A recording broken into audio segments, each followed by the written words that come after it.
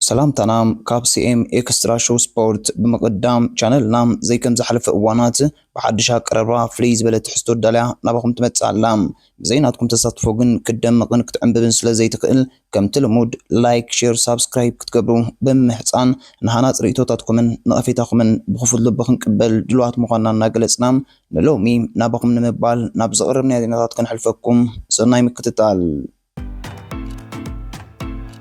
ቻምፒዮን ኤርትራ 2025 መርገጽ ያፍሊጥ ለኩም አነ ቢንያም ክዕወት ጥራይ ዘሊ ቻምፒዮን ኤርትራ ኣብ ውሽጢ ሃገርና ካብ ዝካየዱ እቲ ዝዓበየን ዝከበደን ከተንብቦ ዘሸግር ሎም ዓመት እገለ ክዕወት ኢልካ ዘይግመትም ብሉፃት ተፃወቱ ውሽጢ ሃገር ደሚቆም ዝወፅሉም ናብ ፕሮፌሽናሊዝም ዝሰጋግሮም ዓበ መንገዲ ከም ምዃኑ ንሕስያ ዘይረኣየሉን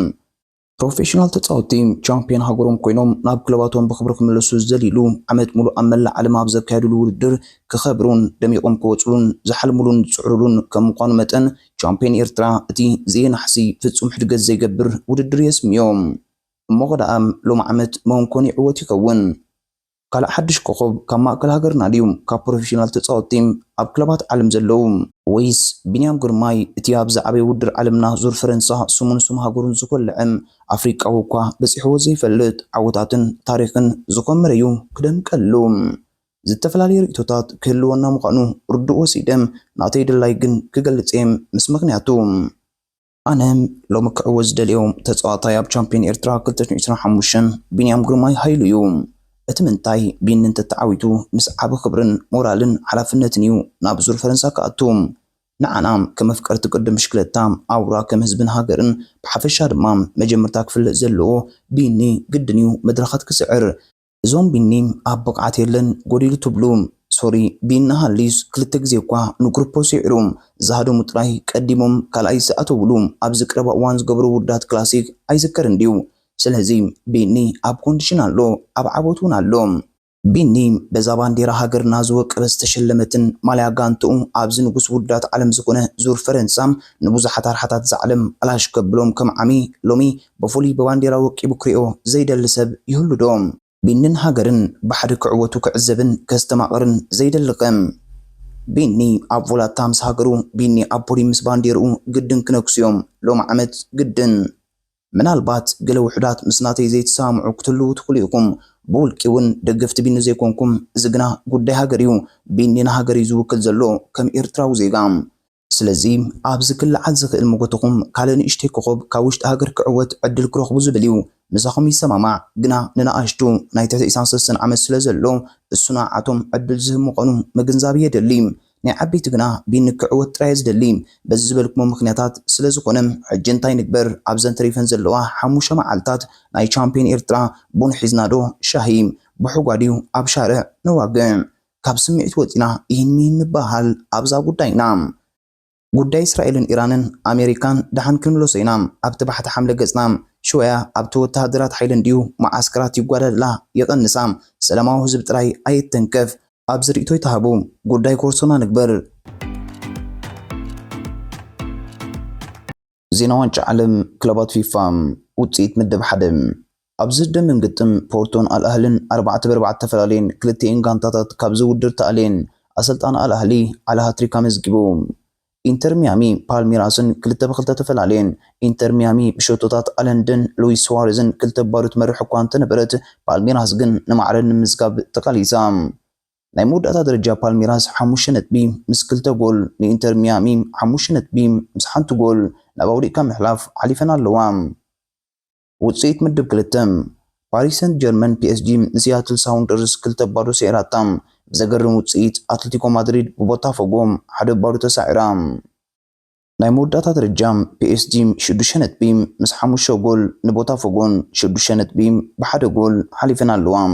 ኣትሌቲኮ ማድሪድ ውን 6 ነጥቢ እንተለዋ ብሰንኪ ኣሉታዊ ፍልይ ሸቶም ብጎደሎ 1 ጎል ካብ ፆታ ውፃእ ኮይና ዜና ኩዕሶ እግሪ ዝውውር ኤውሮጳ ማንቸስተር ዩናይትድ ብራያን ምቤሞ ዩናይትድ ነዘት ከዓይ ብሬትፎርድ ንምዕዳግ 60 ሚልዮን ፓውንድ ዝተማሓሸ ወግዓዊ ጠለብ ከም ዘቕረበት ይግለጽ እዚ ተጻዋታይ ምስ ማንቸስተር ዩናይትድ ምጽዋት ናይ ቁልዕነት ሕልሚ ምዃኑ ገሊጹ ኣሎ ሜሲን ማውንት ካብታ ክለብ ክወፅእ ሓሳብ ከም ዘይብሉ ብምግላጽ ውሱን ናይ ጾታ ግዚኡ ካብ ብቕዓቱን ላዕሊ ብሰንኪ መስፈርቲ ምዃኑ ገሊጹ ካዝሚሮ መጻኢ ርጉእ ስለ ዘይኮነ በዓል ነስር ዝምራሕ ሓያል ክለባት ስዑድ ዓረብ ብርቱዕ ተገዳስነት ኣርኤና ኣለዋ ክርስቲያኖ ሮናልዶ ንውድ ጋንትኡ ነበር ክእምኖ ይፅዕር ከም ዘሎ ይግለጽ ኣሎ መሸጣ ተጻወትታ ክለብ ከም በዓል ማርኮስ ራሽፎርድን አሌሃንድሮ ጋርናቾን ዝኣመሰሉ ምሩቃት አካዳሚ ምሻጥን ክሳብ 100 ሚልዮን ፓውንድ ንባጀት ዝውውር ንምእካብ ትጽዕር ከም ዘላ ይግለጽ አርሰናል ኖኒ ማዲኦከም ኣብ መንጎ አርሰናል ቸልሲን ብድሕሪ መጋረጃ ዝተኻየደ ድርድር ከም ፍጥቃዓይ ኖኒ ማዲኦከ ፈሪሱ ቸልሲ 50 ሚልዮን ፓውንድ ጠሊባ እዚ ዋጋ አርሰናል ክከፍሎ ፈቃደኛ ይነበረትን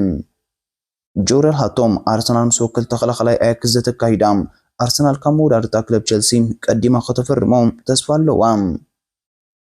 ዊሊያም ሳሊባ እቲ ቁልፊ ተኸላኸላይ አርሰናል ዝመጽእ ዓመት ዋንጫ ዝተዓዊታ ዝኾነ ምክንያታት ከም ዝህሉ ብምግላጽ ኣብ ዝሓለፈ ዓመት መስፈርትን መቅጻዕትን ረቋሒታት መንባሮም ኣሚኑ ካብ ናይ አርሰናል ዜናታት ከይወጻና አሌክሳንደር ኢሳቅን ቪክቶር ጂዮከርስን ተጻዋታይ አርሰናል ነበር ዊሊያም ጋላስ ኢሳቅ ዝሓሸን መጻኢ ተጻዋታይ መስመር ምጥቃዕ ዝሒላ ምዃኑ ብምእማን ኣብ ክንዲ ተጻዋታይ ስፖርቲንግ ሊዝበን ቪክቶር ጂዮከርስ ንአሌክሳንደር ኢሳቅ ከተፈርም ይምዕድ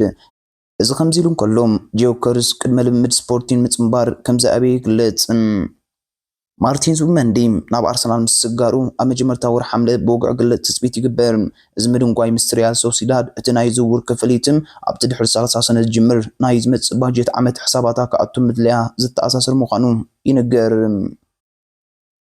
ሮድሪጎ እታ ክለብ ነቲ ተጻዋታይ ዝሓትት ዋጋ 90 ሚልዮን ዩሮ 77 ሚልዮን ፓውንድ ኣቕሚጣ ኣላ አርዳ ጉለር ዝመንእሰይ ትርካው ተጻዋታይ ኣብታ ክለብ ኣዝዩ ከም ዝተሓጎሰ ይግለጽ ብፍላይ ድማ ምስ መምጻእ ሓድሽ ኣሰልጣኒ ዛባ ኣሎንሶም ኣብ ዝቀረባ እዋን ኣብ ዋንጫ ዓለም ክለባት ሓንቲ ሸቶ መስኪቦም ብቕዓት ጋንታታት ኣብ ዋንጫ ዓለም ክለባት ኣሰልጣኒ ዛባ ኣሎንሶም ብታክቲካዊ ምትዕርራይ ይፍለጥ ብፍላይ ኣብ 70 ደቂቕ አንጻር ፓቹካ ንራውል አሰንሲዮ ቀይሕ ካርድ ብምውሳዱ ኣሎንሶ ዝገበሮ ለውጢ እታ ጋንታ ዓወት ከተውሕዝ ሓጊዝዋ ቸልሲ ዕላማ ክንፊ ተጻወቲ እታ ክለብ ንሰለስተ ክንፊ ተጻወቲ ንምስጋር ዕላማ ትገብር ኣላ ንሳቶም ድማ ጃይሜ ባይኖ ጊተንስ ብሩሲያ ዶርትመንድ ማሊክ ሮፋና ሊዮን አሌሃንድሮ ጋርናቾም ማንቸስተር ዩናይትድ እዮም